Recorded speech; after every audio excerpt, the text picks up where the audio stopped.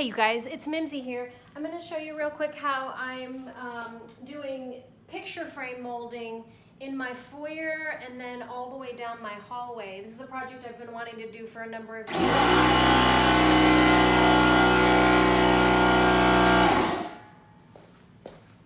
Compressor. It's a project I've been wanting to do for a number of years, and I couldn't decide if I wanted to do the picture frame molding or the shiplap like I have in other parts of my house. I ended up going with the picture frame molding because my neighbor across the street gave me a whole contractor bundle of this. I guess it's like a mini chair rail is what the profile is. It's this is the profile. So I guess it's a mini chair rail is what you'd call it. It flattens out to the wall on both sides. So so he's moving and decided to give me this whole bundle of it, which I think he's going to probably do this whole foyer and all the way down my hallway. So I'm pretty stoked. So this is what I've done. I mudded the wall, remudded the wall, because a few years ago, right after we moved in, I used Venetian plaster on the walls to cover up the previous paneling. I had, just old wood paneling. Actually, I take it back. There was flocked wallpaper here. The rest of the house was paneling. Anyway, so I used the Venetian plaster to semi-repair the walls after I took down all that wallpaper. And of course, the Venetian plaster was a rough texture.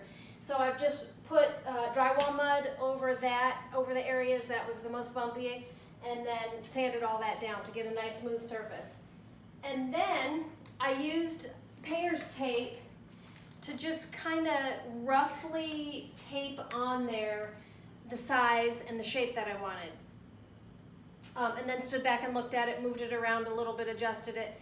And this is what I decided to do: a bigger box in the center, which is 36 inches, and then 2 boxes in the side. Those are 22 inches wide. And I decided to do 72-inch tall because that's just, I liked the way that looked. I like the way that the top of the box relates to the bottom of my crown, which the bottom of this is actually picture molding, and he gave me that also. So I already put up all the picture molding all the way around and all the way down the hallway, so that's all done. And now I'm just doing all the boxes. So I wanted the top of my box to relate to the picture molding. So I did that 3 inches down, and then I think about 6 inches from the baseboard. Now, it's a lot wider because I'm going to change the baseboard to at least a 6-inch baseboard. And that'll give me about 4 inches at the bottom. A quick tip on the bottom. So this is something that I learned in art class when we were cutting mats. I learned that your mind and your eye automatically sees the bottom of something as heavier. So that's why when you cut a mat for a picture or a piece of art, you cut your mat slightly small or slightly larger at the bottom than it is at the top of the mat, so that there's more weight on the bottom of the mat.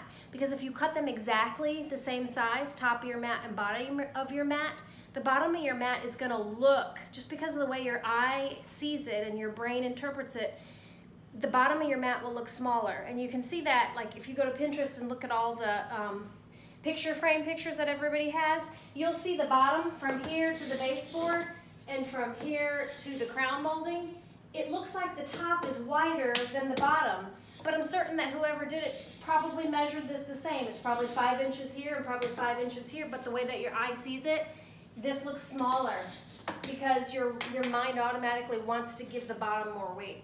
So it's better to give your bottom of your picture molding about another inch bigger than the top, so it balances. Otherwise, it's unbalanced. But anyway, all that to say, I went wider at the bottom because I am going to put wider baseboard here when I change my floors, because I'm going to put new floors in here eventually one day, and then I will put new baseboard at that point. So it's quite a bit wider at the bottom right now.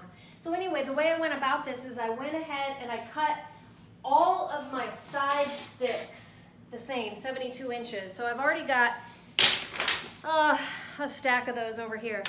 I cut a whole bunch of those, because all the way for my whole foyer and all the way down my hallway, I know that all of these are gonna all be 72 inches. That's not gonna change. The only thing that's gonna change is the width. So I went ahead and cut all those. I made a jig, a 72-inch jig, and that way it was easy just to cut all these to 72 inches. And then since every section of my wall is a little bit different size, I'm going to have to kind of eyeball the dimensions of my boxes, and so that's going to take a little bit of time.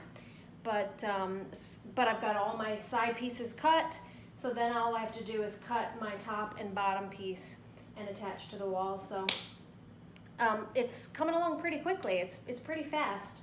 So that's about it. I have another video that I did. Oh gosh, it's probably been a couple years now. That shows the whole foyer and hallway before I started this, because I was going to do this project for a one-room challenge, I think probably 2 years ago, and I never did it. It didn't come to fruition, the funds. So I do have another video after this that shows the before. I walk you through the whole hallway and foyer and show you what my idea was at that point. So take a look at that video and you'll see the befores. And I will keep you posted on how this is going. Check the next video, you guys, or the before video, the prequel.